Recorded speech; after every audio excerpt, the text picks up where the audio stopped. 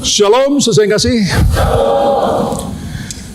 Ketika seseorang merasa depresi, tertekan, putus asa, merasa tidak punya pengharapan, merasa tidak punya jalan keluar, maka ada sebagian orang memilih untuk membunuh dirinya sendiri.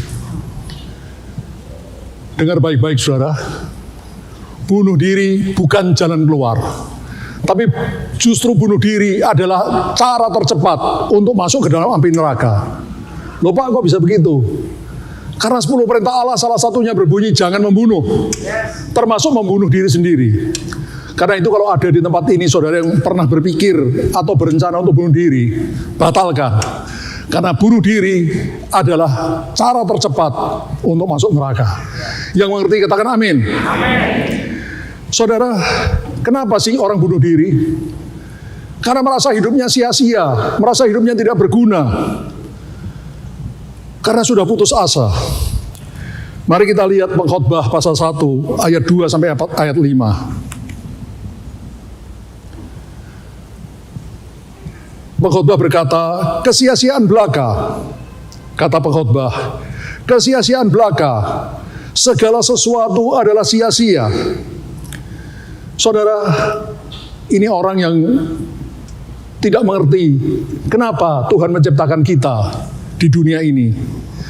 Mereka berkata bahwa segala sesuatu adalah sia-sia. Kesia-siaan belaka segala yang ada di kolong langit ini. Apakah gunanya manusia berusaha dengan jerih payah di bawah matahari? Keturunan yang satu pergi dan keturunan yang lain datang, tapi bumi tetap ada. Matahari terbit, matahari terbenam, lalu terburu-buru menuju ke tempat dia terbit kembali. Saudara, kalau kita tidak mengerti tujuan Allah menciptakan kita manusia di atas muka bumi ini, maka hidup terasa membosankan. Dan ketika keadaan semakin menekan, semakin tidak baik, banyak orang merasa putus asa, merasa bahwa hidup di dunia ini sia-sia. Bahkan kemudian mungkin mereka akan berpikir untuk mengakhiri hidupnya dengan cara bunuh diri. Saudara, sebetulnya mengapa? Apa tujuannya Tuhan menciptakan manusia? Kenapa Tuhan menciptakan kita? Saudara, kita ada di dunia ini bukan kebetulan, bukan by accident. Karena kebetulan ayah kita dengan ibu kita berhubungan, lalu kita lahir secara kebetulan, secara acak. Bukan, saudara. Tujuan Tuhan adalah untuk membentuk kita sebagai manusia Allah. Sebab itu khotbah saya hari ini saya beri judul Proses Pembentukan Manusia Allah. Mari kita lihat 1 Timotius pasal 6 ayat 11. Tetapi engkau, hai manusia Allah, jauhilah semuanya itu. Kejarlah keadilan, ibadah, kesetiaan, kasih, kesabaran, dan kelembutan. Saudara, Rasul Paulus menulis pada muridnya Timotius, jangan kamu tamak, cinta uang, tapi jauhilah rasa cinta uang, ketamakan. Kejarlah keadilan, ibadah, kesetiaan, kasih, dan kesabaran, serta kelemah lembutan.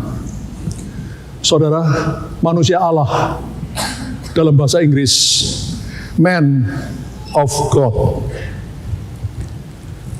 Siapakah manusia Allah itu?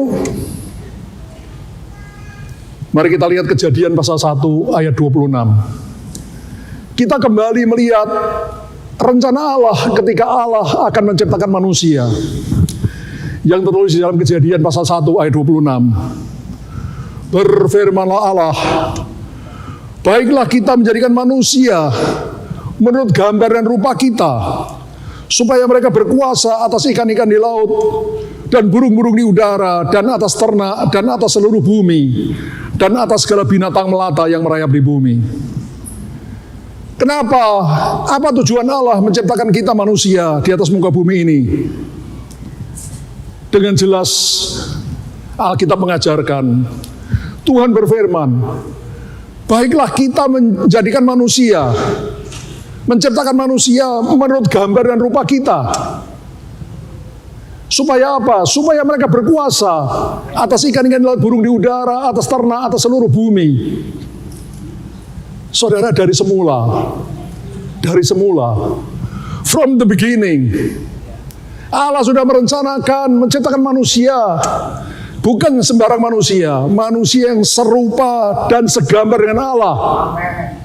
Supaya apa? Supaya mereka berkuasa atas seluruh ciptaan Allah, atas seluruh bumi. Bahkan Alkitab mengajarkan kelak kita juga akan memerintah malaikat, karena malaikat pun adalah ciptaan Allah. Manusia adalah ciptaan Allah yang tertinggi, yang paling mulia. Saudara yang kekasih, kalau kita mengerti tujuan Allah menciptakan kita, maka hidup ini tidak sia-sia. Seharusnya tidak ada hidup yang sia-sia, karena saudara dan saya diciptakan serupa dan segambar dengan Allah, supaya berkuasa atas seluruh ciptaan Allah.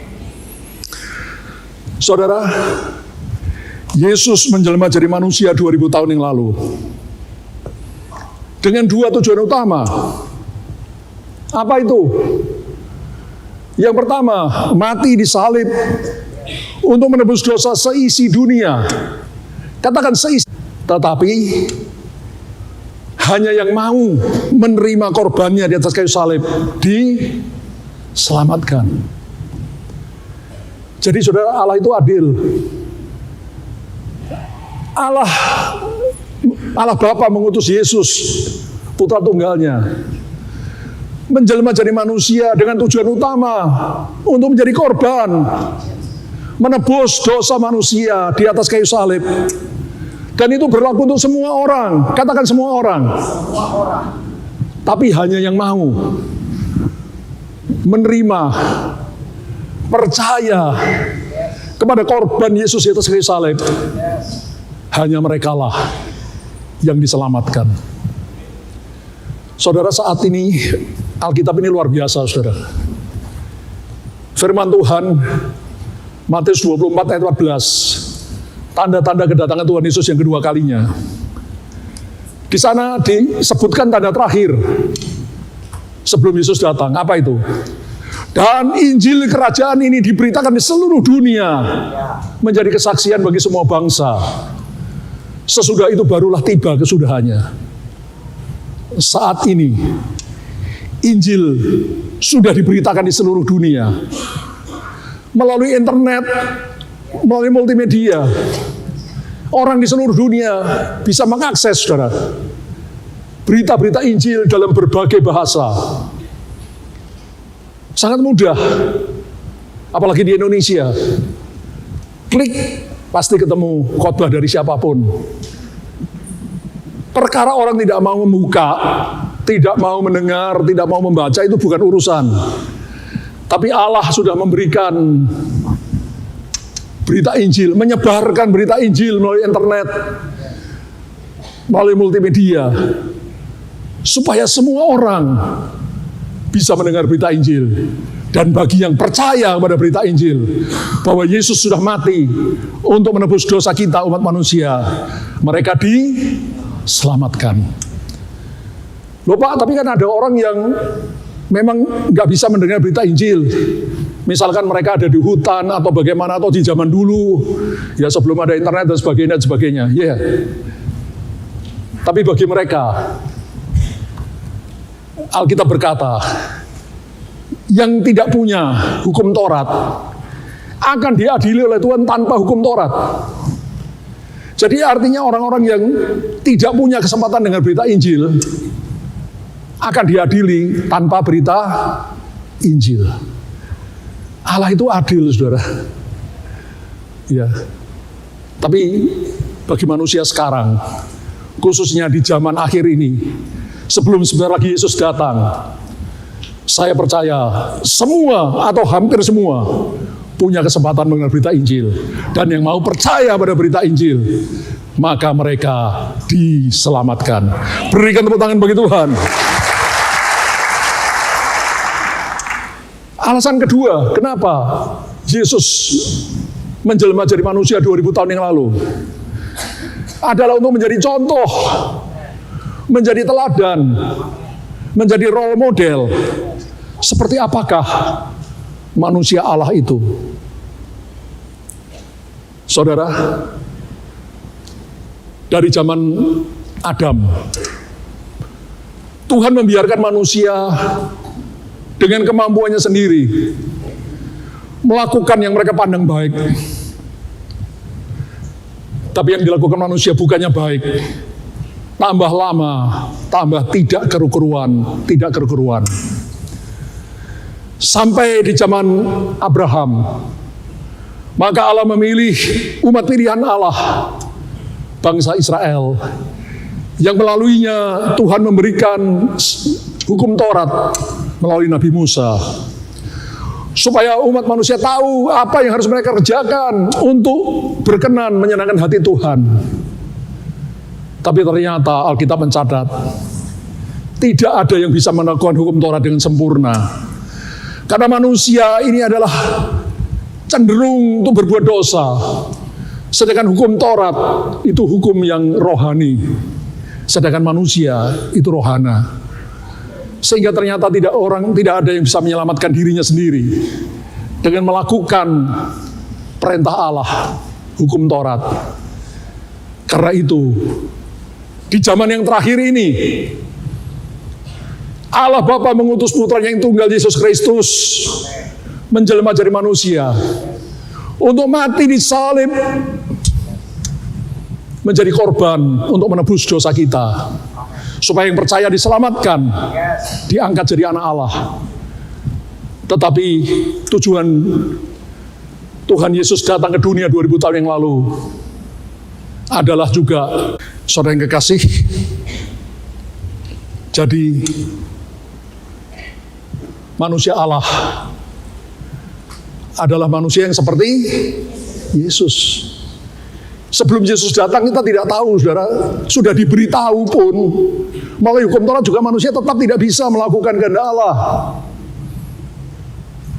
Sekarang di zaman akhir ini, Yesus lahir memberikan contoh kepada kita.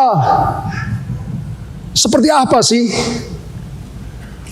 manusia Allah, manusia yang hidupnya berkenan menyenangkan hati Allah, seperti Yesus. Saudara, salah satu ciri utama dari Tuhan Yesus adalah selalu ingin mengetahui kehendak Bapa. Tapi bukan hanya mengetahui, ingin melakukan kehendak Bapa. Itu ciri utama Tuhan Yesus. Saya mau tanya di sini, siapa yang merasa dirinya adalah manusia Allah? Manusia seperti yang Allah kehendaki. Angkat tangan tinggi-tinggi. Enggak usah ragu-ragu, saudara. Angkat tangan tinggi-tinggi. Kalau saudara bukan manusia Allah, saudara manusia apa? Kita ini manusia Allah. Siapa yang sudah lahir baru? Terima Yesus sebagai Tuhan Juru Selamat. Angkat tangan tinggi-tinggi. Katakan, saya manusia Allah. Saya manusia Allah. Nah, ciri utama manusia Allah seperti yang Tuhan Yesus contohkan, Amen. adalah selalu ingin tahu. Amen. Want to know. Selalu ingin tahu dan ingin melakukan. Want to do. Ingin melakukan kehendak Allah, kehendak Bapa. Itu cirinya. Kalau saudara sungguh-sungguh manusia Allah, apakah engkau rindu untuk tahu kehendak Bapa dan melakukan kehendak Bapa, kehendak Allah? Mari supaya lebih jelas kita baca Markus 1 ayat 35. Pagi-pagi benar waktu hari masih gelap, Yesus bangun dan pergi keluar. Ia pergi ke tempat yang sunyi dan berdoa di sana. Yesus sering pagi-pagi benar keluar ke tempat yang sunyi untuk berdoa. berdoa. Itu sebabnya saya ratusan kali mengajarkan saat teduh setiap hari. Sebelum saudara bekerja, sebelum saudara berhubungan dengan orang lain, sebelum saudara melakukan segala sesuatu, cari Tuhan dulu. Berdoa, tanya kehendaknya, tanya keinginannya. Tuhan, apa yang harus ku kerjakan hari ini? Apa yang kau ingin aku kerjakan untuk menyenangkan hatimu? Tanya dulu. Lebih jelas lagi, Yohanes 5 ayat 19. Maka Yesus menjawab mereka ini orang-orang Yahudi, katanya, aku berkata kepadamu, sesungguhnya anak Yesus tidak dapat mengerjakan sesuatu dari dirinya sendiri, jikalau ia tidak melihat Bapa mengerjakannya. Sebab apa yang dikerjakan Bapa, itu juga dikerjakan anak. Loh, saya mau tanya saudara, Yesus bisa melakukan sesuatu dari kehendaknya sendiri enggak? Bisa. Ya. Dia mau apa bisa. Kan dia punya kehendak bebas. Seperti saudara saya kan bisa melakukan kehendak kita sendiri. Tapi kalimat ini dengan jelas Yesus berkata, aku tidak bisa melakukan sesuatu dari diriku sendiri, jika aku tidak melihat Bapa melakukannya, mengerjakannya. Artinya Yesus hanya mau melakukan apa yang diinginkan Bapa. Do you understand? Contohnya, ketika Yesus akan memilih 12 murid, 12 rasul, Yesus bisa enggak memilih sendiri? Ini jadi muridku. Bisa enggak? Bisa, sangat bisa. Dia punya kehendak bebas. Tapi apa Yesus lakukan? Dia berdoa semalam-malaman. Tanya sama Bapa, siapa 12 murid yang harus kupilih? Dan ketika Bapa tunjukkan, baru Yesus bilang, kamu sesuai kehendak Bapa. Do you understand? Berbuatlah seperti itu, maka engkau akan jadi manusia Allah seperti yang Tuhan kehendaki. Berikan tepuk tangan bagi Tuhan. Sebab apa yang dikerjakan Bapa, itu juga dikerjakan anak. Itu ciri utamanya, saudara. Sekali lagi, siapa? Manusia Allah di sini. Katakan, saya harus mengerjakan kehendak Bapa. Kalau saya lakukan, saudara adalah manusia Allah yang seperti Tuhan kehendaki. Berikan tepuk tangan bagi Tuhan. Haleluya.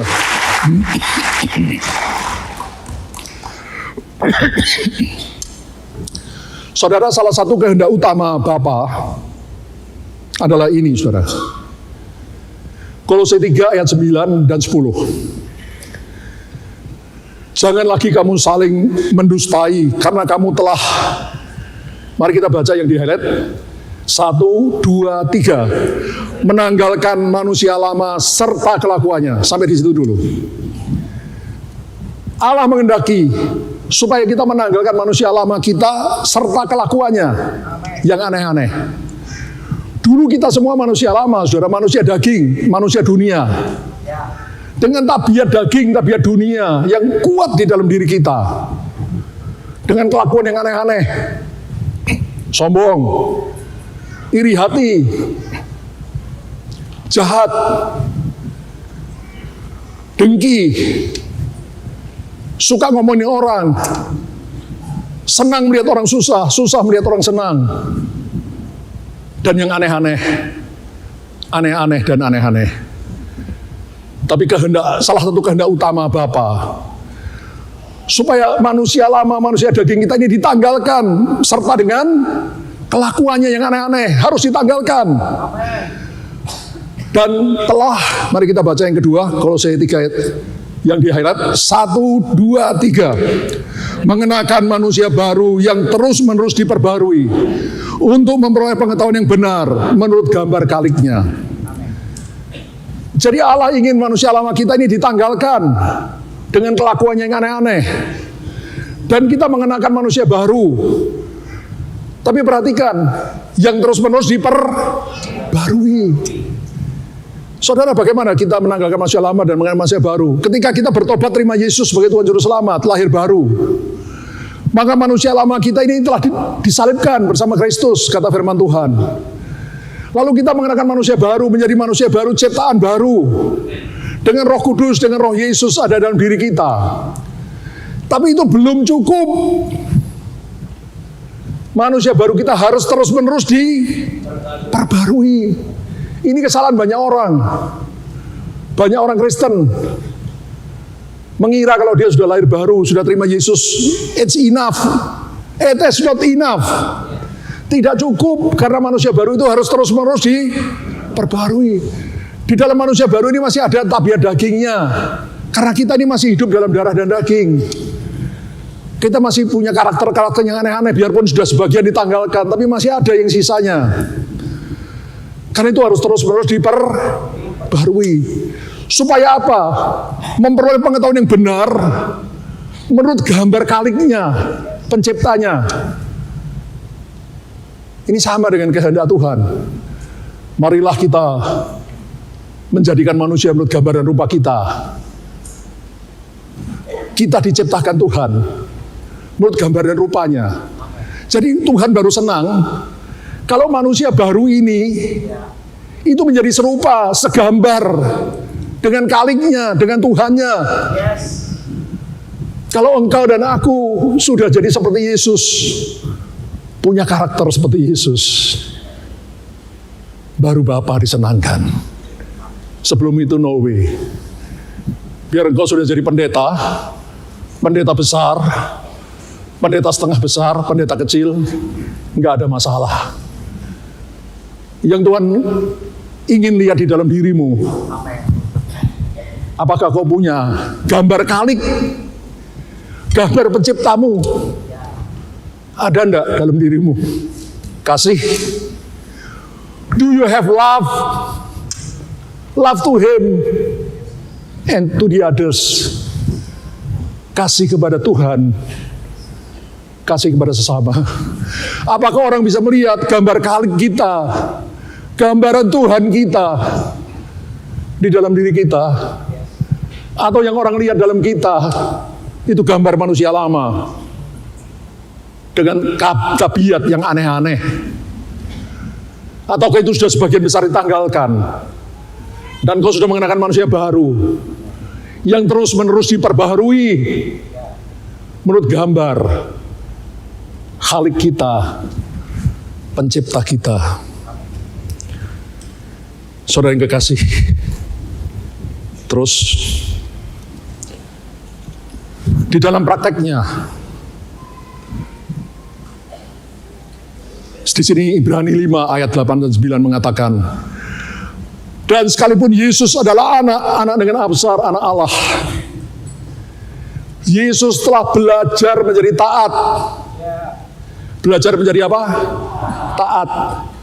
Dari apa yang telah dideritanya. Dan sesudah Yesus mencapai kesempurnaannya, saudara, kalimat ini menunjukkan ketika Yesus menjadi manusia, dia sudah mencapai kesempurnaannya belum? Belum, jelas kan? Sekalipun Yesus adalah anak, ketika jadi manusia, dia telah belajar menjadi taat dari apa yang dideritanya. Dan sesudah dia mencapai kesempurnaannya, artinya sebelum itu dia belum mencapai kesempurnaannya sebagai manusia. Setelah mencapai kesempurnaannya, Yesus menjadi pokok keselamatan yang abadi bagi semua orang yang taat kepadanya. Saudara, akhir-akhir ini banyak perdebatan tentang siapakah Yesus itu. Ada yang berkata Yesus bukan Allah, Yesus bukan Tuhan. Itu salah besar. Waktu Yesus menjelma jadi manusia, Yesus 100% Allah yang sempurna. Katakan, Yesus 100% Allah yang sempurna. Tapi ketika dia menjelma jadi manusia, mula-mula dia manusia yang tidak sempurna. Nah, di sini sudah mulai bingung. Tidak apa-apa, nanti saya terangkan lebih jelas. Next. Sebagai Allah, Yesus 100% sempurna. Tapi waktu menjelma jadi manusia, Yesus mengosongkan dirinya sendiri menjadi sama dengan manusia yang tidak sempurna. Kita lihat ayatnya. Filipi 2 ayat 5-11. Perhatikan saudara. Hendaklah kamu dalam hidupmu bersama menaruh pikiran dan perasaan yang terdapat juga dalam Kristus Yesus, yang walaupun dalam rupa apa saudara? Allah. Yesus adalah Allah. Katakan Yesus adalah Allah. Tidak menganggap kesetaraannya dengan Allah sebagai milik yang harus dipertahankan. Yesus serupa dengan Allah. Dia adalah Allah. Tapi Yesus tidak menganggap kesetaraannya dengan Allah sebagai milik yang harus dipertahankan. Artinya Yesus Allah yang setara dengan Bapa dan dengan Allah Roh Kudus. Do you understand? Saya ulangi ya. Kelihatannya masih berpikir. Yesus yang walaupun dalam rupa Allah, dia Allah, tapi dia tidak menganggap kesetaraannya setara dengan Allah, Allah Bapa, Allah Roh Kudus sebagai milik yang harus dipertahankan. Jadi Yesus adalah Allah yang sempurna, yang setara dengan Bapa, yang setara dengan Roh Kudus. Yang mengerti, katakan amin. Berikan tepuk tangan hebat bagi dia. Jangan pernah lagu, saudara. Jangan pernah lagu orang ngomong apa sakarepmu. Ayat firman Tuhan berkata Yesus Allah yang setara dengan Bapa dan Roh Kudus. Tetapi waktu menjadi manusia, dia telah mengosongkan dirinya. Waktu menjelma jadi manusia, Yesus mengosongkan dirinya, meninggalkan atributnya sebagai Allah. Kemahakuasaannya, kemahatauannya, kemahahadirannya, semua atributnya sebagai Allah ditinggalkan. Mengosongkan diri. Dan mengambil rupa seorang hamba. Dan menjadi sama dengan manusia. Menjadi sama dengan manusia. Manusia ada yang sempurna enggak? Manusia ada yang sempurna enggak? Enggak ada. Waktu kita lahir, seperti juga waktu Yesus lahir. Lahir sebagai bayi. Yesus harus belajar tengkurap. Yesus harus belajar merangkak. Yesus harus belajar berdiri, berjalan, bicara, dan lain-lain, dan lain-lain, dan lain-lain. Yesus lahir sama seperti manusia kita yang tidak sempurna. Dan selanjutnya, ayat 8. Dan dalam keadaannya sebagai manusia, Yesus telah merendahkan dirinya dan taat sampai mati. Bahkan sampai mati di atas kayu salib. Jelas saudara. Jadi Yesus 100% Allah yang sempurna. Tapi waktu dia menjelma menjadi manusia, dia mengawalinya sebagai manusia yang tidak sempurna. Seperti saudara dan saya, semuanya tidak ada yang sempurna. Yesus harus belajar merangkak. Yesus harus belajar berbicara, dan seterusnya, dan seterusnya, dan seterusnya. Tapi melalui ketaatannya, bahkan taat sampai mati di atas kayu salib, maka Allah sangat meninggikan dia. Ayat 9. Itulah sebabnya Allah sangat meninggikan dia dan mengaruniakan kepadanya nama di atas segala nama, supaya dalam nama Yesus bertekuk lutut segala yang ada di langit, yang ada di atas bumi, dan yang ada di bawah bumi, dan segala lidah mengaku.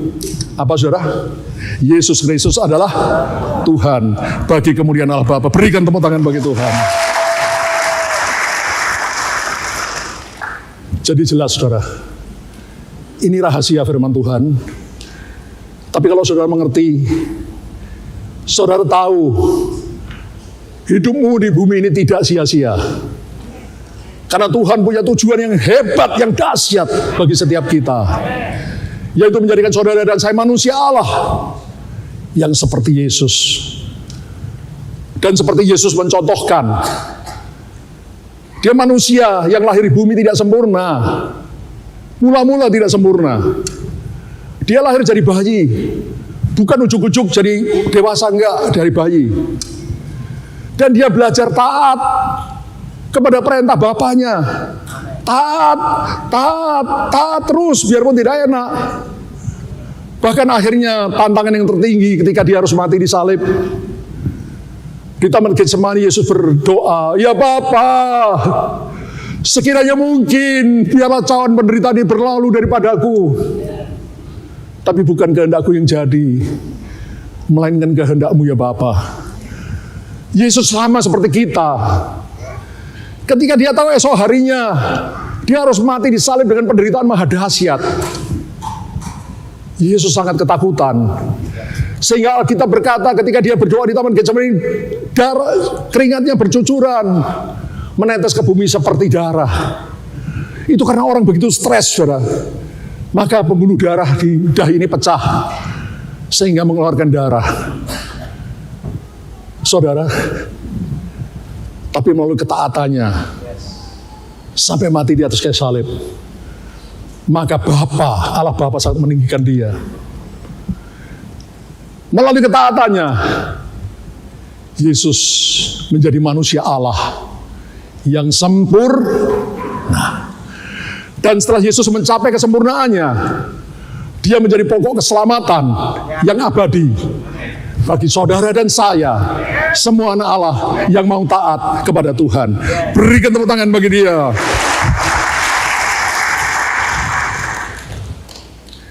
Yang terakhir, teladan Yesus.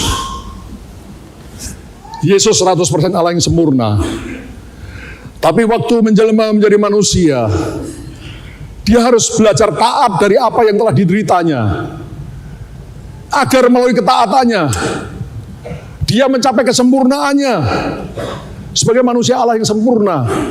Sebelumnya sebagai manusia yang tidak sempurna, dia lahir manusia yang tidak sempurna. Bukan ujuk-ujuk Yesus lahir jadi bayi yang sempurna, enggak. Tapi jelas ayat Alkitab mengajarkan melalui ketaatannya demi ketaatan sampai puncaknya ketaatan mati di atas kayu salib. Maka Yesus menjadi manusia Allah yang sempurna. Dan Allah sangat meninggikan dia. Dan semua makhluk akan berkata, Yesus adalah Tuhan bagi kemuliaan Allah Bapa. Berikan tepuk tangan bagi Tuhan. Sehingga Yesus menjadi role model. Bagaimana caranya menjadi manusia Allah yang sempurna, yaitu melalui ketaatan. Baca yang keras, ketaatan. 1, 2, 3. Melalui ketaatan kepada kehendak Bapa. Berikan tepuk tangan hebat bagi Tuhan.